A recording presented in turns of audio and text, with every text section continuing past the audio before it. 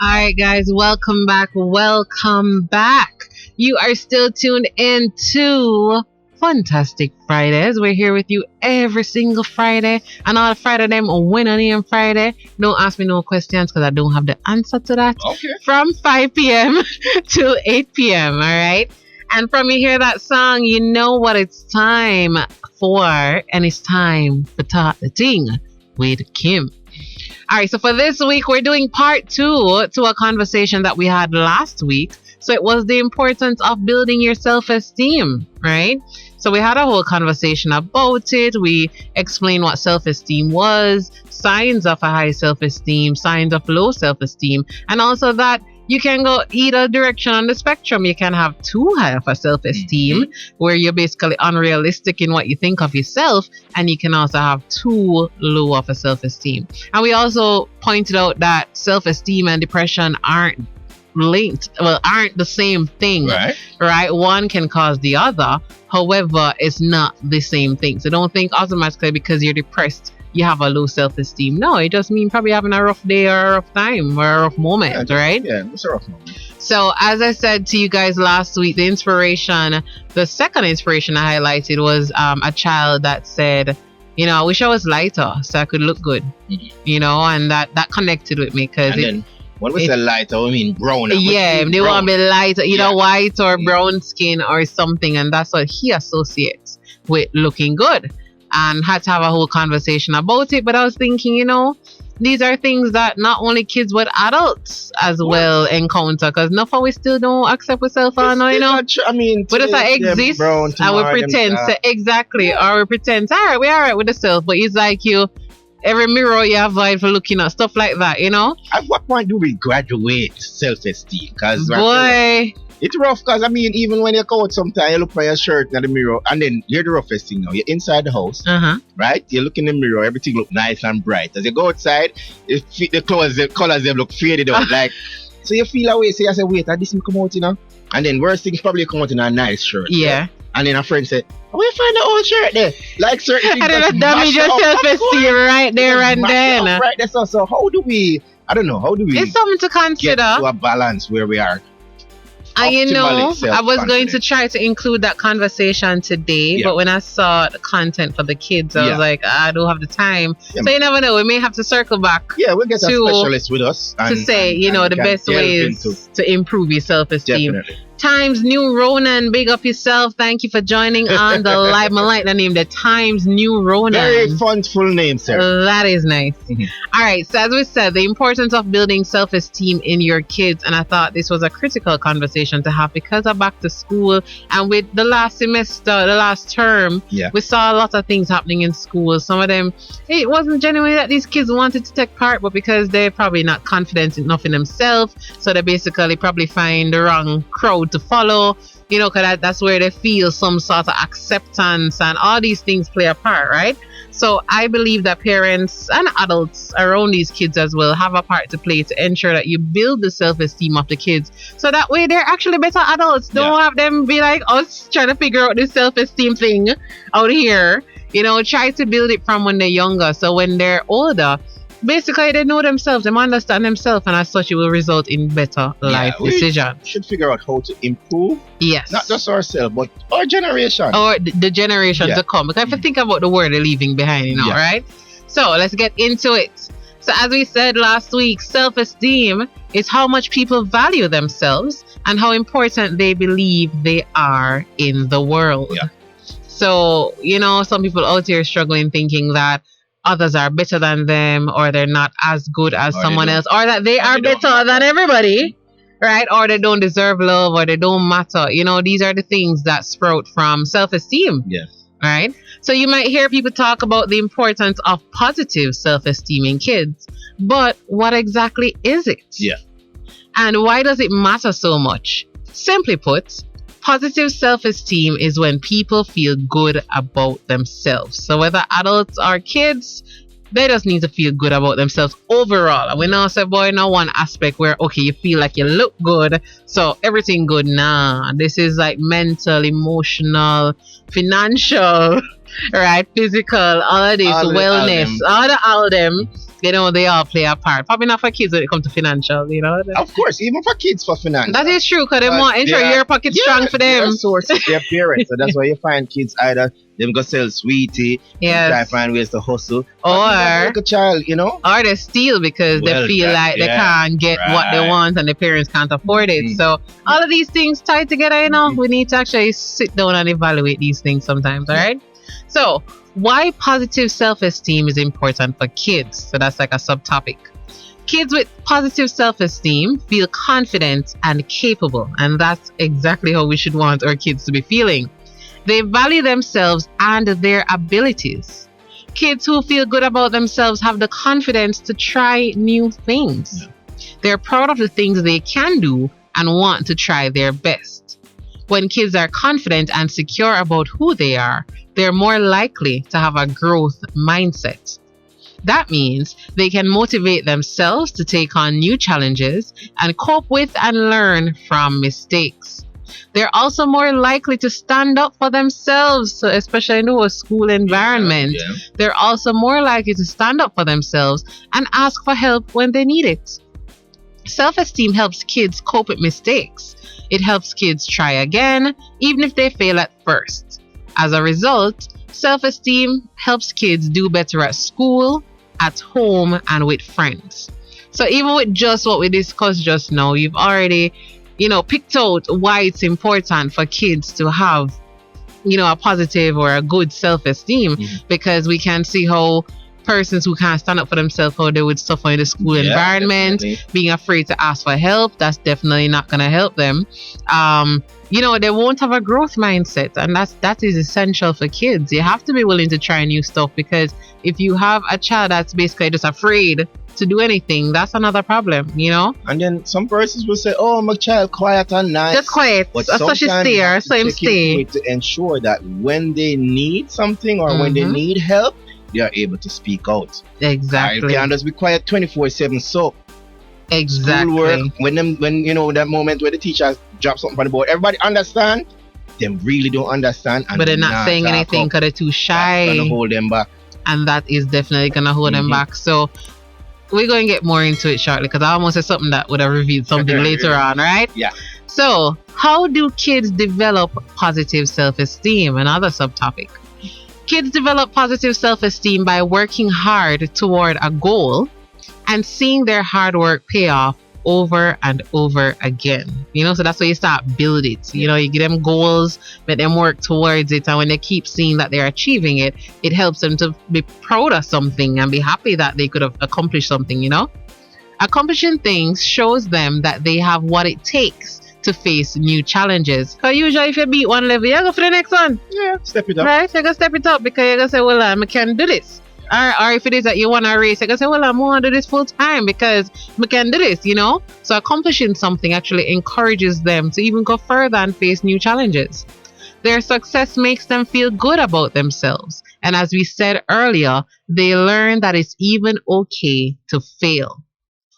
When kids do well at something, it also pleases other people, even though that is not the ultimate aim, but this is a benefit. Yeah. Like their friends and the adults who care about them. That feedback makes them feel good. And over time, they continue to build positive self-esteem. All right. So I'm going to ask Lionel to keep track of the live and the WhatsApp line. As I said, guys, every week we're trying to have a discussion, an interaction. I'd love to hear your feedback, if you agree, if you have another perspective on it, or even if it is that you have a child and you want to know how to build a self-esteem, feel free to ask questions. We are definitely willing to provide answers. All right. Well, the answers that we can give at our level. All right. So when kids have positive self-esteem, they, number one, feel respected. So yes, it is important for your child to get respect as well. It's not a one-way street where only adults and parents are respected. You also have to respect your child. Yep. Right? Number two, they are resilient and feel proud even when they make a mistake. You ever see a picnic what basically lose the race, but I'm still happy? Yeah. Them just happy. Like, I actually think sometimes them happier than the first place winner. It's like they're just proud. So I did that, Yeah. So that's a child that has a good self-esteem. Yeah, I mean, they know what they went out there for. Yes. And they know that, okay, I ran the race. I was able to finish it. Yes. I'm happy, you know? Exactly. And them celebrate it, and trust me, you don't never come first. They're probably happier than the first Something place to be with happy that, about. you know? Yeah. That they did that race, you know, or they ran with a friend or something. So another sign of kids having a positive self-esteem, they have a sense of control over activities and events in their life. So I've been amazed several times by kids who just seem to understand what they want, what they're about, where they're going, right? Like, I know I said kids, but even teenagers. There's this teenage boy I know, and he's saving. He's such a saver. It's like it's an investment conversation with his mother more time, and I'm genuinely shocked. And I've told her several times that, listen, you see him, I gonna make it in her life, you know, because it's even when he barters something, it's not for just go floss on something or buy a new outfit. He's saving. And this is from, as far as I've known of him, 12, 13, 14. So imagine how much money, you know? And he makes deals with his parents and he's gaining it, you know? So persons might look at it as, oh, you shouldn't be paying them to achieve nothing. But guess what? I remember somebody else, and it's an adult, said that that's what his father did. His father made deals with him, gave him goals to achieve, and when he achieved them, rewarded him. Yes, many times it was financial, but for him, he actually appreciated that because no, that's how he is. He sets goals and achieves them, right? And for the financial, he said, yeah, there was a point when he wasn't very good with money, but then, you know, he makes certain mistakes and father reason with him, whatever, and then now he's really good with money, really good at saving. Could have used the money and pay for him school fee, you know, when he was going to university, stuff like that. So you may look at it as, oh, I'm not going to give my kids money because I want them to work. They're working for it, not kind of like I get up and give them, you know.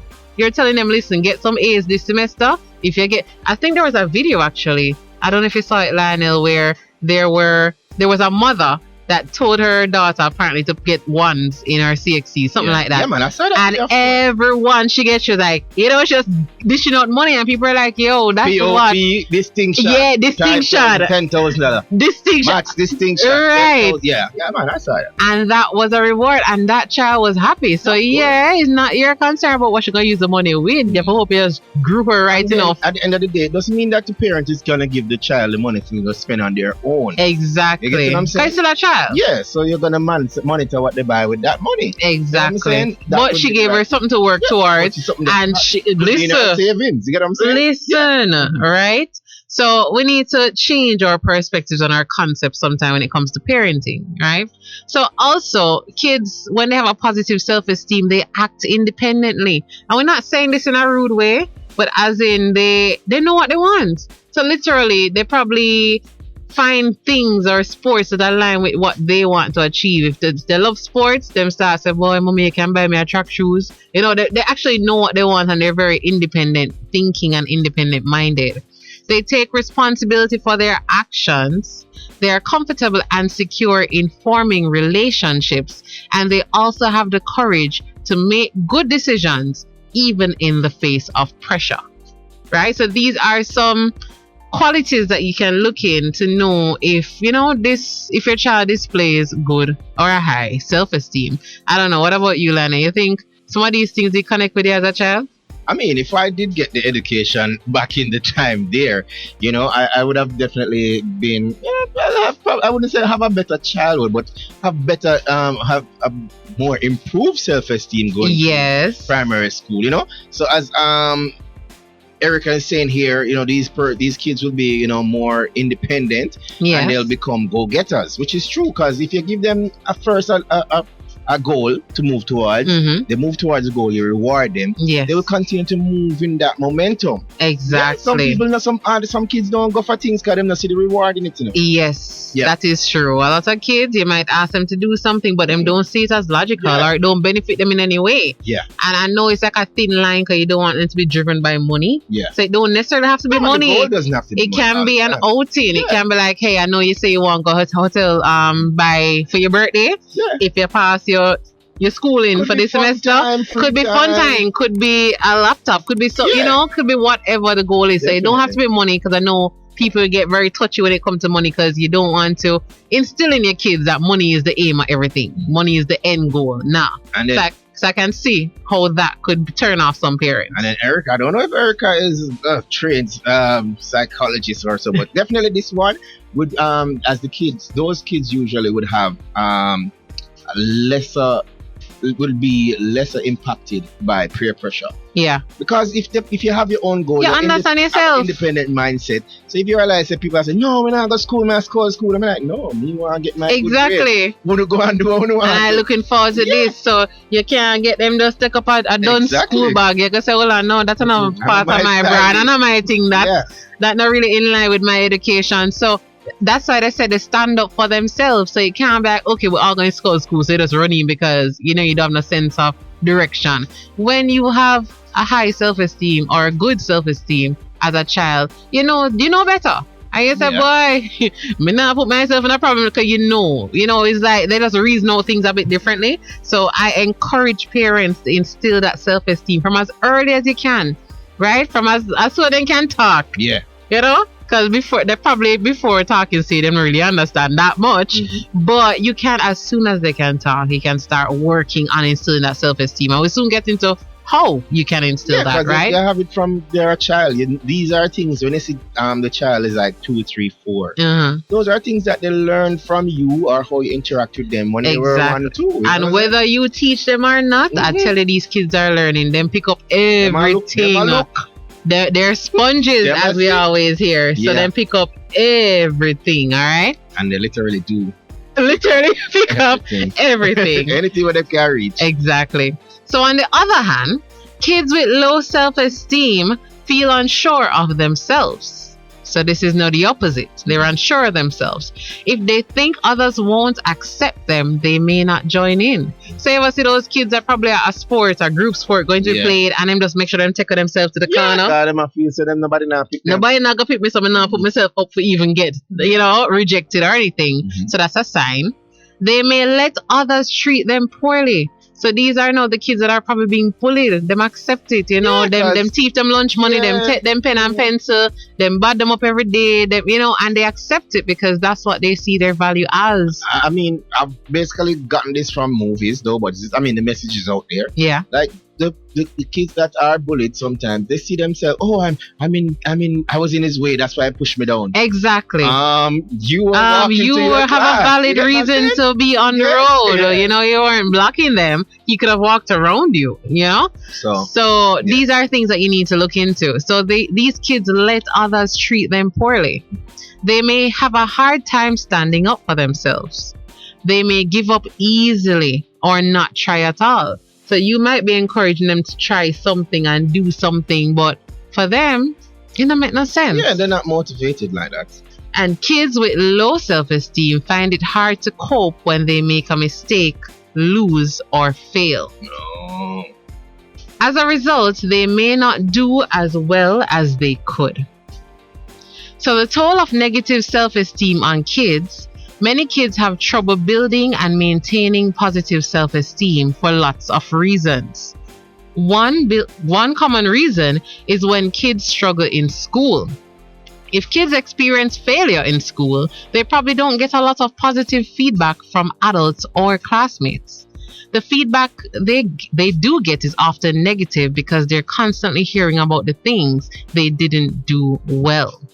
In some cases, they might get positive feedback that's not sincere. So that's another thing, you're just telling them, you're trying to patronize them, trying to tell them, yeah man, good job, but they really never did anything, right? That try to boost them up, but you don't mean it. Yeah, without them even doing anything, that's just extra. Exactly. So this can make them mistrust the adults who are supposed to be helping them. Or they might become wary of the kids who are supposed to be their friends. As a result, they feel less sure of themselves and their abilities. They may not feel motivated to try things that are hard for them and have a tough time dealing with mistakes and failure. Deep down, they may not believe that they are worthy of good treatment or success. Alright. So you can see how that don't work out for nobody. It don't help you as the parent. It don't help you as an adult in that child's life. And it definitely doesn't help the child. Right? So kids who have negative self-esteem may also feel frustrated, angry, and anxious or sad. So there's some kids that them just seems to always be upset or unhappy, and most parents may deem it a character trait. They may deem it as okay, that's just how they are, or some of them know they get it from because growing up, me stay so, them older brothers stay so, but them just quiet. Because when I compare, but it's just the odd one out, but you're not asking questions, you're not looking into why they're quiet. Because some people do have a personality trait like that. It's rough. We never find a relative where you go and say like, no man, I see him same uncle used to go. Yes, you find one relative. That's it.